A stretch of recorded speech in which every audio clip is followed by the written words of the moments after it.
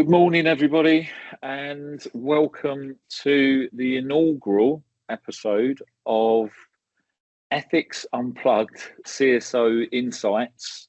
I'm really excited about us kicking this off, and as you can all see, we have Kaye Reynolds with us, not as a guest, but now as a co-host.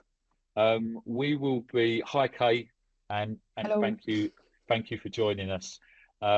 Just to let everybody know out there, this is going to be a monthly installment of Ethics Unplugged, and the reason we've put this together, me and Kaye had a chat around, and as a lot of you will know out there, Kaye is the founder and manages very well the CSO Coffee and Chat, which is our monthly forum, the CSO forum, which membership for is just growing exponentially, and the feedback in relation to that forum is very positive, and people get a lot of information from that and support.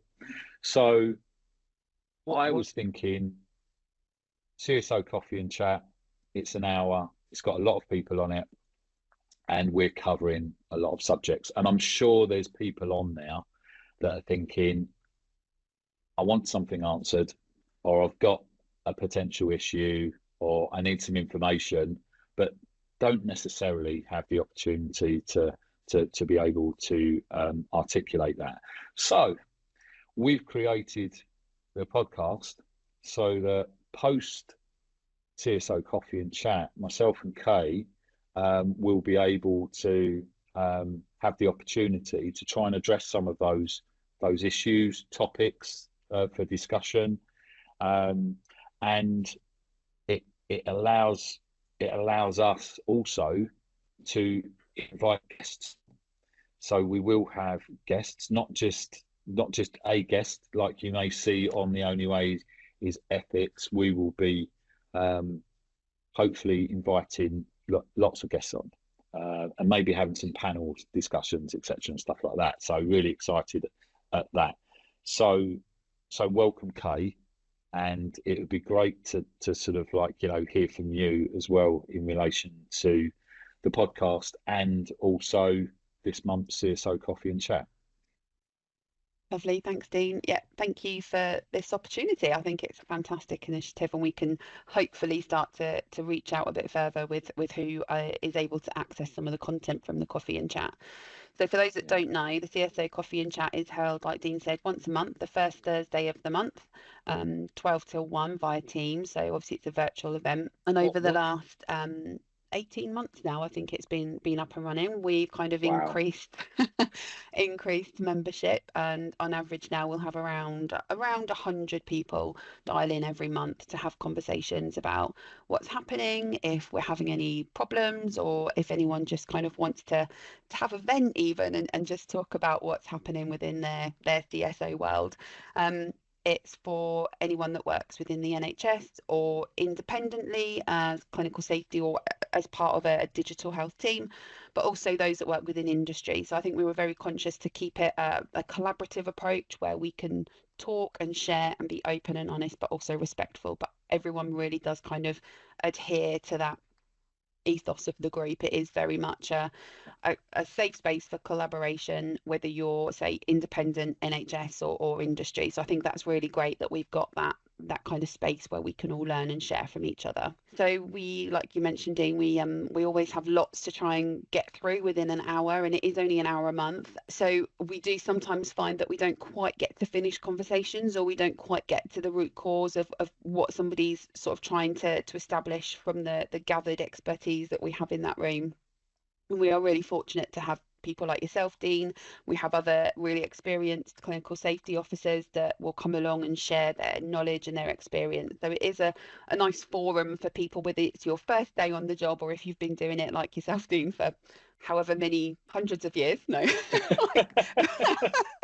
I don't know, 15 years, I want to say, Dean. I'm not sure. But 15, 18 years. 18, so and we have people that have literally just come into the job, and I think it's fantastic that there's that real variation. And I've had people say this, and I think this is really, I love the fact about the coffee and chat is that people say they feel comfortable to ask a question that they might otherwise have felt quite silly asking. And we say this, and people pay lip service to this, but we do it. No question is a silly question, and everyone's made to feel that, so you're comfortable to come along with whatever your worry is, and just kind of hear from the experience in the room. Yeah, and it's a real relaxed attitude, sort of atmosphere, isn't it? Yeah.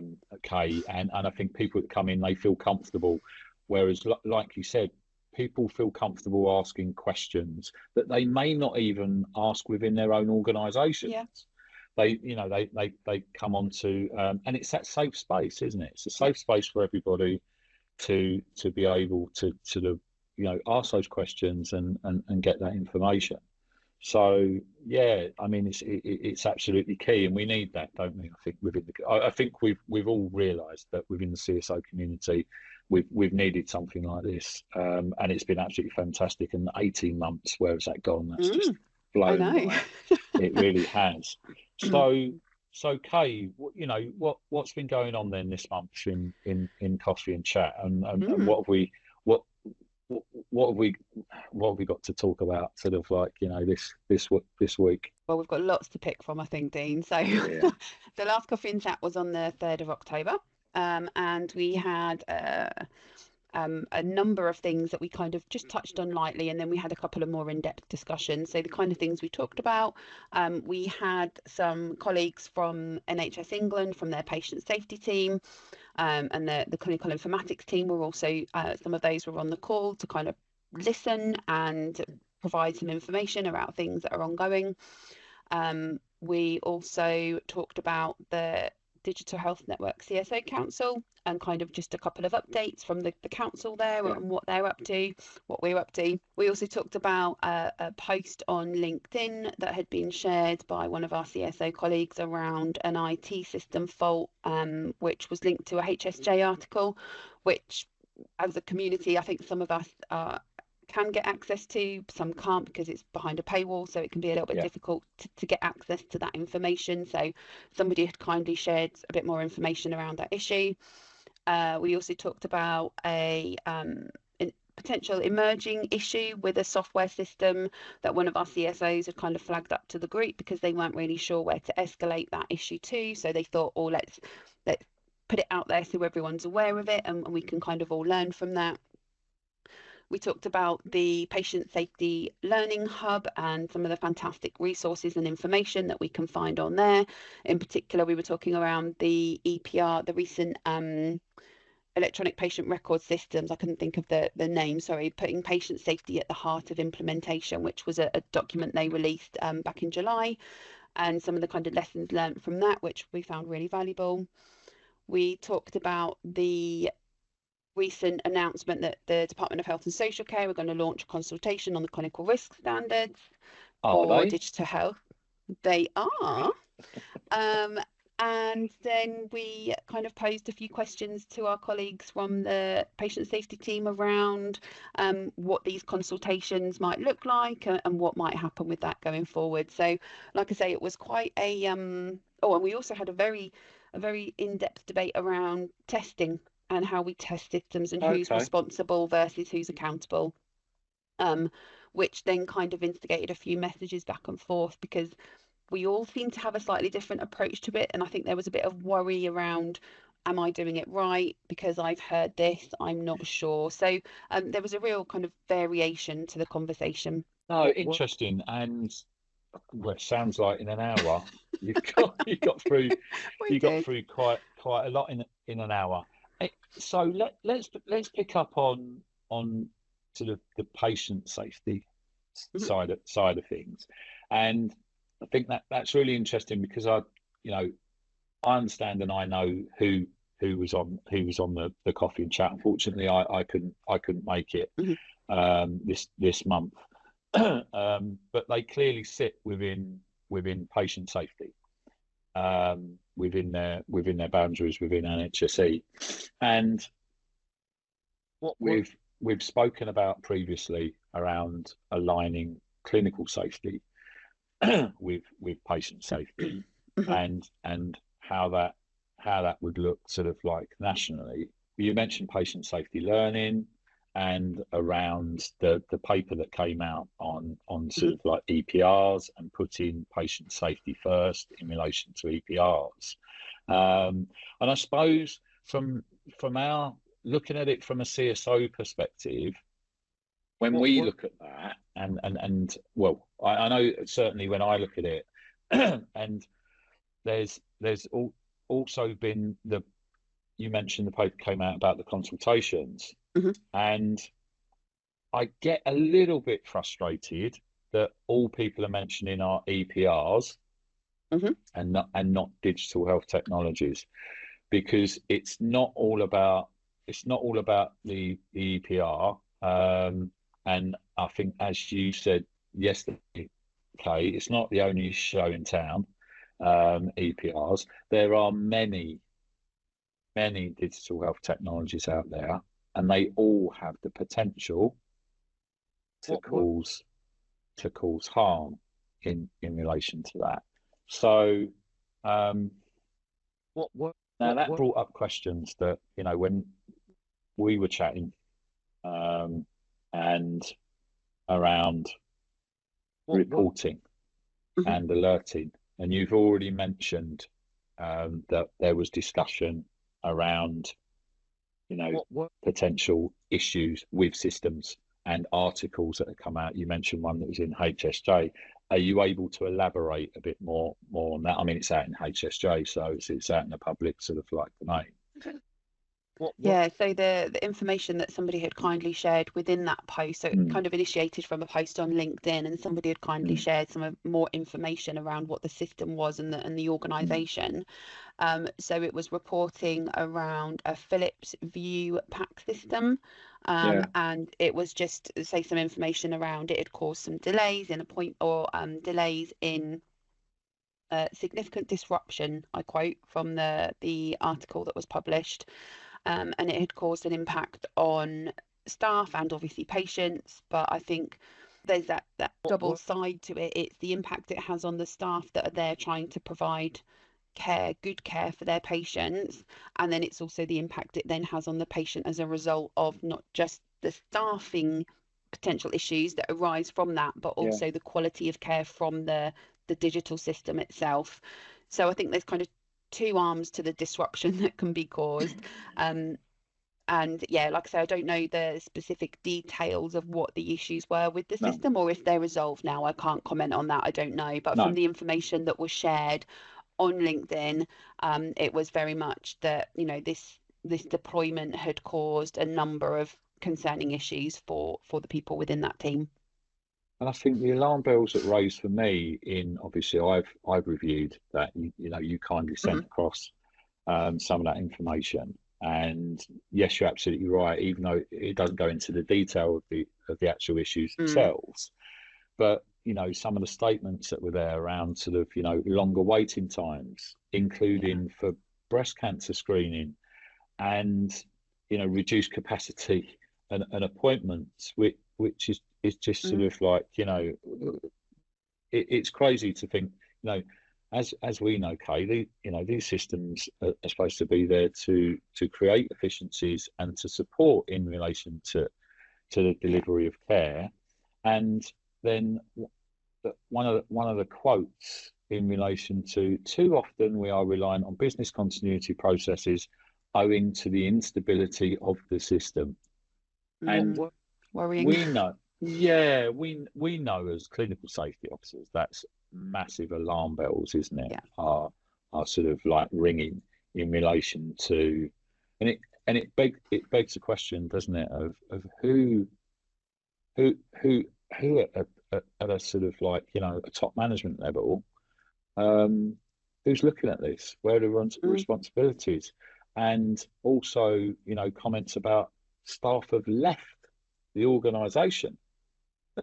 I'm absolutely shocked when I read that a system has caused staff members to leave that organisation, and it begs the questions: why hasn't something happened in relation to that? Why hasn't this been addressed? prior to that, we should never be getting to that point in relation to these incidents. And what is the actual impact on the organisation? But more importantly, and 100% importantly, the impact on the patient in there. And it would be really interesting to do some digging into that incident to see how many incidents were there in relation to that system, and how do we report those incidents? Yeah, and I think, like you've just said, obviously it's that potential patient impact that we are really passionate about, trying to reduce the potential for it to get through to the patient, and if it unfortunately does, to reduce the impact that it may have on the patient.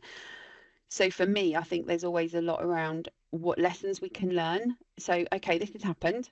It's not necessarily, it's not a specific person's fault. This is an issue that's occurred. What can we learn from it? And how do we share that learning? So I think, like you've just said, there's two things, isn't there? There's how do we report it in the first place to raise that level of awareness across all organisations that may be using said system, whatever it may be. And then there's, okay, so it's happened. What can we learn from it? And how can we then share that learning as well, so that we don't fall into the same traps in the future? So I think there's two things we can really try and improve on as a community, as to how we approach those two things.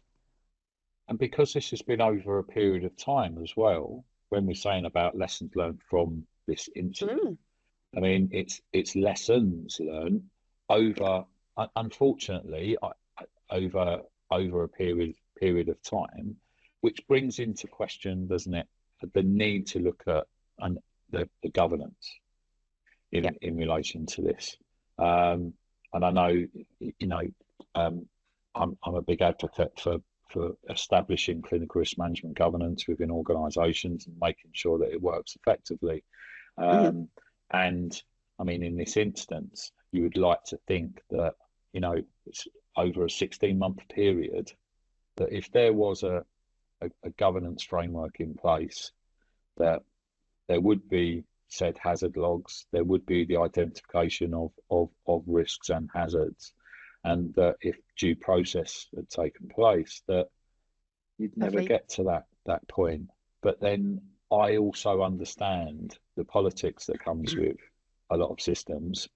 Once a system's in the door and it's being used aggressively, especially in this instance where you've got a PAC system, which is, it's a mission critical system, absolutely, in relation to health organisations. How do you then tackle these issues? So again, I think, there's not only, you mentioned like a national reporting system, and I see this within organisations all the time, that actually what we need to do is we need to get much better at reporting near misses within organisations at organisational level, because without those kind of pre-warning signs, there are our early warning system, when we start getting lots of near miss incidents coming through that something may be about to happen. So we know there's a massive underreporting of patient safety issues generally, and I think we need to raise the awareness that actually, if it's something that involves a digital system, that needs reporting just as much as something that involves a medical device or a medication. It's a digital health system. It's a tool that you use within healthcare. So we need to report any issues locally, and then they can then potentially notice a trend that is then picked up nationally. So I think it's awareness around reporting at a local level, and then what does that feed into to report at a national level. So I think we need to kind of approach both slightly differently, maybe. You're absolutely right. And so I've done some digging. You've done your homework. I've been doing some homework in relation to this. So I've actually got up in front of me the stats. So National Patient Safety Incident Report, and the most recent stats we've got, that I could find on the site, the NHS site, is from 31st of March 2022. So that's a couple of years. On incidents that are reported, is that, Dean? Sorry. So incidents that have been reported. Okay. So reported incidents, and this is by degree of harm by incident type. Okay. So if we look at documentation which Mm-hmm. includes electronic and paper records. But Okay. it also includes identification and drug charts within there. Mm-hmm. So we're looking at overall. So obviously we've got no harm, low, moderate, severe death, and we've got the Yeah. statistics for that. So deaths are, we've got 12 that have been reported Wow. now. If you look at that in comparison with no harm, 93,847. Overall, 102,000. Now, I Incidents know that's not reported. incidents reported. Now, I Okay. know it would be interesting, and what I'm actually going to do, and I think I'm going to sort of get in Lovely. touch with Clive Flashman, and Mm-hmm. good old Clive, to try and dig a bit deeper into those Yeah. statistics, because Yeah. it would be really interesting to see how many of those actually related to electronic patient records. And I think that's where we have to be mindful of taking statistics at face value. They're going to be very much open Absolutely, to interpretation. So you need they someone are. who's knowledgeable at kind of picking them apart and getting as impartial as possible a view of what those statistics actually mean. So yeah, that's a good idea. But I think with that, and what I'm getting at as well, because in going through that process, I I sort of came across the sort of Learn from Patient Safety Event Service, Yeah. the LFPSE, as it Mm-hmm. is, we love an acronym, Tongue um, twister. and which has taken over from the National Patient Safety Alert sort of Yeah. reporting, in relation to that. And we're all about workflow intuitive systems, Kay, aren't we? It's the whole Yeah. point. It's what we work with. We work with digital health systems, and we'd like to think that most of them are intuitive and are there to enable us to deliver care, and they're there to support us. Now, navigating through the website and through this system was very painful to try Okay. and get to where I wanted to get to. If I Mm-hmm. was somebody and I wanted to raise, I mean, first and foremost, I think we had a chat about this, Kate, and it was like, what is there nationally for anyone with concern about a digital health system to Yeah. raise an issue? And we've struggled, haven't we, really, to find. I Yeah. know you did some searches, I've done some searches, but I think we've come to the same conclusions that this is potentially the avenue that people should go down, and we will signpost this to everybody. Everybody is probably does this as part of their mandated training anyway within their health organisations. But again, for those people in the independent sector as well, to look at. And it would be great to get people's comments in relation to this as well, because I think this is something that needs to be addressed and needs to be moved forward, especially seeing that we are revising and reviewing the NHS safety standards. And as you alluded to, Kay, the NHS safety standards are mandated under the Health and Social Care Act. Mm-hmm. And as someone mentioned to you within one of your conversations, is that the Health and Social Care Act is law, okay, and we are all obliged to adhere to the Health and Social Care Act. Therefore, if you are not compliant with DCB 0129 and 160, you then do not adhere to the Health and Social Care Act, and therefore CQC, in their official capacity, can fine you in relation to that. Okay, which is an interesting concept that we haven't seen ever. Mm-hmm. I don't think. I'd like for someone to, if I am wrong on that, please, it'd be great for someone to correct me and give me an example. But I don't think we've seen anything to date in relation to that. So the this LFPSE and that process, interestingly, the terms and the specification in relation to the standards, we looked at it this morning, Kay, before coming on, clicked Yeah. on that link, and it took us to an archived document which was archived in 2020, so 4 years ago. 4 years. So, Yeah. so their current website doesn't even take you to. So if you're looking for the terms and standards in relation to what constitutes a patient safety alert, it takes you to an out-of-date document, which is a bit of concern. But there's also a workflow. There's a flow chart that we went through, and comparing that. So taking some clinical safety issues or hazards in relation to digital health technologies, we ran through that, didn't we? And there is pretty good evidence to say that some of those situations or those issues or those hazardous situations would constitute a patient safety alert. I think this is where we've historically had that disconnect between digital health safety and patient safety. Now, I'm very much changing my language around what I perceive my role to be within our organisation, and that is I am patient safety, but digital. I'm not separate. I am very much patient safety focused, but from a digital perspective. And I think it's that disconnect for me at the moment that still sits between patient safety and digital health safety, because they are really one and the same thing to me. I don't know if you'd agree with that, but I don't see how. I do agree with you, Kay, and I think we need to realign, don't we, in our communication as well, because some people look at clinical safety. There's lots of different, isn't there? We've got patient safety, we've got clinical safety, we've got clinical risk management. Now, clinical risk management alludes to the process, doesn't it, to the methodology, to the principles of applying risk management to digital health solutions. But there's lots of different sort of like ways we can describe what we do or where we sit in relation to our roles. And it can be very difficult sometimes. But I think what we need to do, we need to all come together, don't we, nationally, and that decision needs to be made.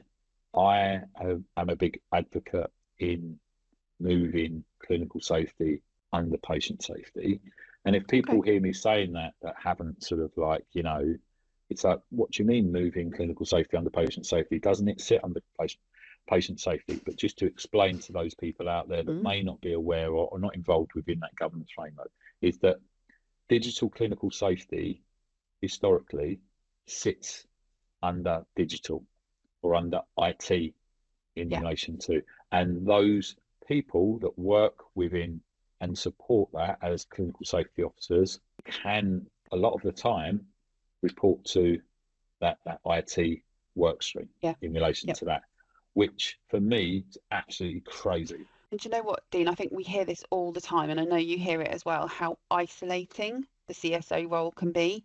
Now, I do wonder, just thinking now with you saying that, would it feel as isolating if we were part of a bigger patient safety team? Possibly not, because we'd have other people working alongside us that are also patient safety focused.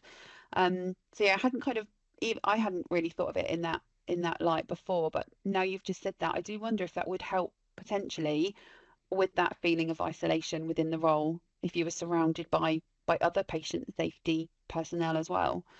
And how empowering would that be to know that you are part of that team and that you have the support, because we both come at things differently. And I know we've mentioned this before. Clinical risk management ultimately is very proactive. Yes, it is reactive as well, because it has to be post go live, etc. But predominantly it's proactive in its approach, whereas patient safety historically, and this was having conversations with yourself and conversations you've had before, is reactive. Traditionally, in relation traditionally it's reactive. So we can both, and we'd spoken about this, and for me it was absolutely enlightening when you said this to me. It makes perfect sense that we work collaboratively and we work together. And why aren't we doing that? I've already said previously on the Only Way is Ethics around, we need to align patient safety with clinical safety. It's been done nationally within NHS England and within that team, but that needs to be supported and that needs to be communicated down through the health organisations. I'm not saying it's an easy task, and I'm not saying it's an overnight fix.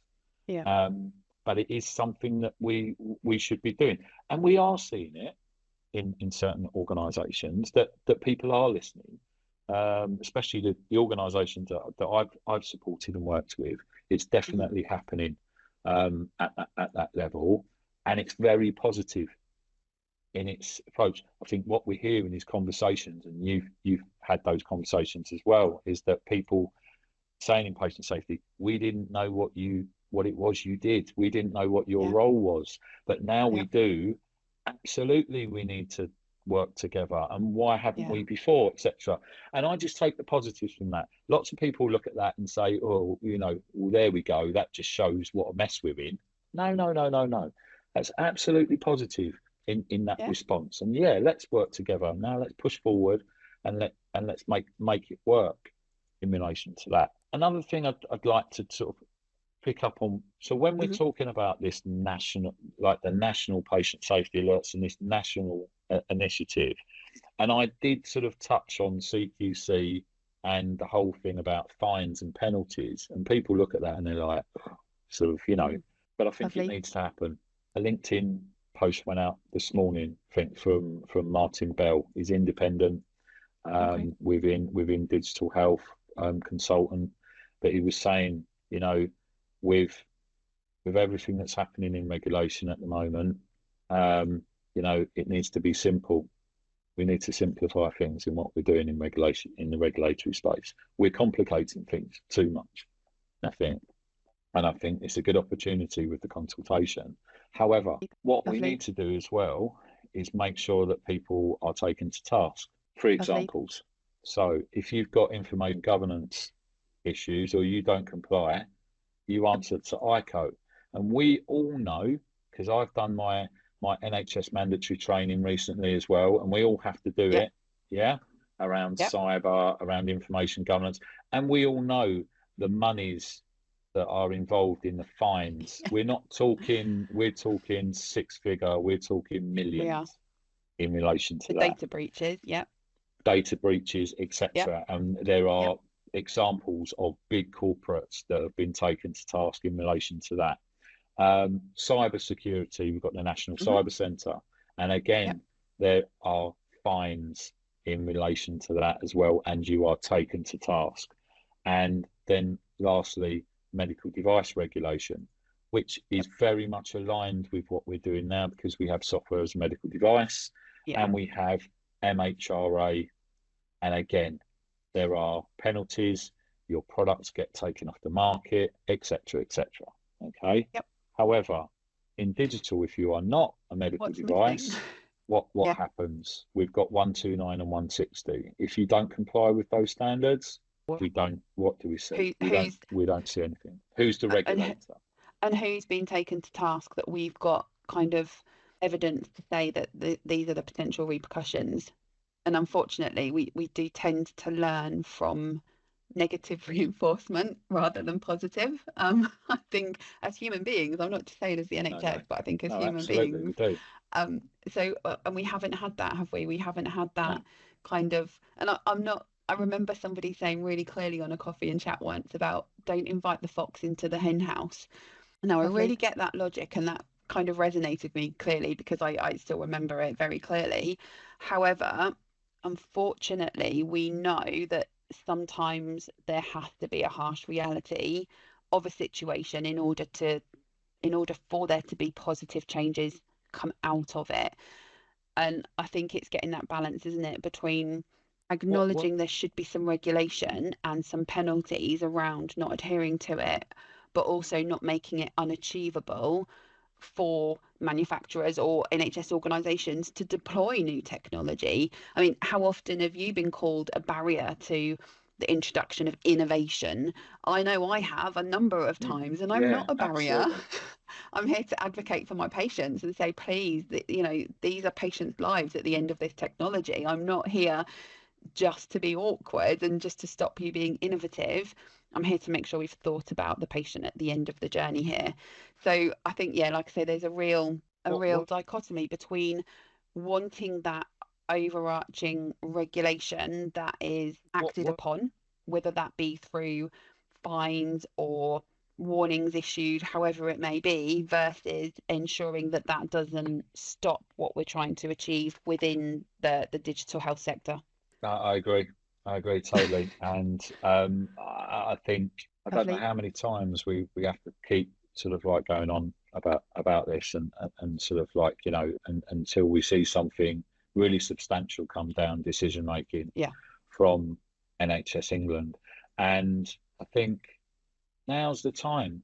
So, you know, it came out, it was announced Lovely. this month or at the end of last month, can't remember. So we now have the official national appointment of Helen Balsden as CNIO and Alec as the CCIO as well in relation to that.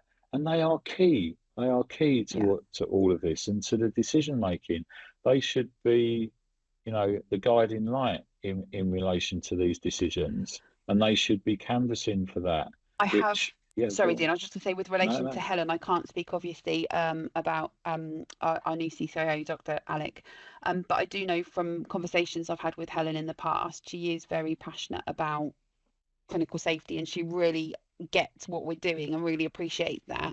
Mm, And I think we've had this conversation many times before around resource. Now we know that actually essentially there's a real keenness to be more involved yeah. in the regulatory side of things, but they are such a small team. And I think when we compare what we have as a national team versus, for example, Scotland, who I believe have in the region of 20 plus people within their national clinical safety team, and we have a very tiny team to cover England, maybe we need to think about those resources that we've got to help support that nationally. Lovely. No, absolutely. And I think, you know, when you're talking about sort of like nationally, I think what we need to be conscious of as well now is supporting the other nations. And when I say Yeah. the other nations within, because we had the inaugural Faculty of Health and Care, the BCS Okay. conference, Yeah. and which was absolutely amazing. And we had some great speakers there, including Dan West from NHS Northern Ireland, Hmm. talking about the EPR program Yeah. there, and we had Helen Thomas from NHS Wales as well, Brilliant. and they are adopting the Lovely. standards. So it's almost like the perfect storm, isn't it? You know, we've got NHS Wales, we've got NHS Northern Ireland. I know NHS Scotland have gone down the ISO Yeah. route, but Yeah. we still need to align. We still need to Yeah. have those conversations, and we Yep. need to involve everybody in relation to that, and we need to make sure that the adoption of the standards is done correctly, because I know we've still got a lot to learn, but NHS England, the standards have been around for many years, and we've got a lot to impart in relation to that knowledge transfer in relation to that. And we need to bring them in and we need to embrace them. And I know that representation within CSO Coffee and Chat does have sort of representation from Yeah. sort of Scotland, Northern Ireland, and Wales as well. We do. Yeah. Yeah. So it's a great opportunity, isn't it, for NHS England to look at everything that we've spoken about. And I'd like to sort of come on to the consultation. Hmm. So it was announced there's Lovely. review of the standards, DCB 129 and 160 will happen. We Lovely. haven't been given timescales as Nope. yet. We've just been told that it will happen and that it will go out to independent consultation. I know you may have a bit more information to sort of tell us in relation to that. So yeah, my understanding at this point is, like you say, there's no definitive timelines associated No. with any of this yet. The plan was for there to be a number of workshops. I think 6 was mentioned. There would be a review of 0129 first, followed by 0160. And there would be very much the approach of it was an all-inclusive discussion. It wasn't just for the NHS, it was for everyone to be involved in that kind of discussion around what needed to change within them. We were reassured that there would be a listening approach from the central team. It wouldn't be a case of, this is what is going to happen. There would be an effort for it to be more of a collaborative approach to review of those standards. But unfortunately, that's about as much as we've kind of been informed of at this time. And I appreciate, with it coming from the national team, that there will be a significant amount, shall we say, of I don't want to use the term red tape, but there will be a number of things that will have to be considered because it will be coming from a national team, that we potentially have the luxury of not needing to consider so much at a more local kind of lower level of discussion that we quite often like to have around the standards. So I do appreciate, there has to be a consideration of that from a national perspective, but I do think it's kind of time we get a move on and start doing something about it and start getting information out there as to what's going to happen to the wider community, because everyone wants to be involved in these discussions. And it's going to take some coordination, and it's not a case of everyone going to have the opportunity to be involved in those discussions, but I do think it needs to be as equitable as possible, and it can't just be NHS, it can't just be independent, and it can't just be industry. There needs to be an equitable approach to how these standards are going to be reviewed, in my opinion. No, you're absolutely right. But one of my worries is that we're really bad at communicating within the NHS, and we're not good at that. And I think it's absolutely key for this to be successful and for this to work. And that, these workshops and the around the table do include all the right people. And I know it's very difficult, Kaye, because there's going to be a lot of people that are going to want to be involved in relation to that. But it's going out to the masses and seeing what happens. And it would be really interesting. I asked a question to sort of the audience, and if there's people within NHSE that are listening at a certain level, is the new Regulatory Innovation Office in relation to that, this new concentration on sort of like, trying to cut the red tape. And as we have seen on LinkedIn, there's been lots and lots of conversation about the concerns in relation to this. And, I'm keeping abreast of that on a daily basis of people that have, I haven't responded myself yet, but I will be. Yet. Yet. But I will be this week. I'm just sort of biding my time. But it will be interesting because this needs to be collaborative, and those sort of initiatives that have been set up, everyone's saying this is all a bit knee-jerk, and if that's been done in a knee-jerk sort of manner, let's hope that doesn't happen to this consultation and to everything else that's going on in relation to that. Lovely. And we'll see what comes out of it. Kaye, I think I've taken up enough of your time, and both of ours. Thank you ever so much for joining me as co-host. This is our inaugural episode, and I think it's absolutely fantastic. We've spoken about and hopefully given some information around some sort of really interesting topics. As I said, myself and Kaye will put our heads together, and we will signpost, and we will put out links to anything relevant that we've spoken about, any of the articles, any of the standards or the initiatives that are out there. We will signpost to those for everybody, because as we understand, hopefully the listeners to this aren't all just in the NHS, but there are some independent people out there, and there's some industry people out there as well. Thank you again to Kaye as my co-host, and to everybody out there, thank you for listening, and please look forward to the second instalment, episode 2 of Ethics Unplugged CSO Insights, where we will be discussing all the events from November's CSO. The next one is on Thursday, the 7th of November. 12 till 1 via Teams. And as Dean's just mentioned, we'll pop a link within the description below that will give you information on how to join if you don't already have an invite.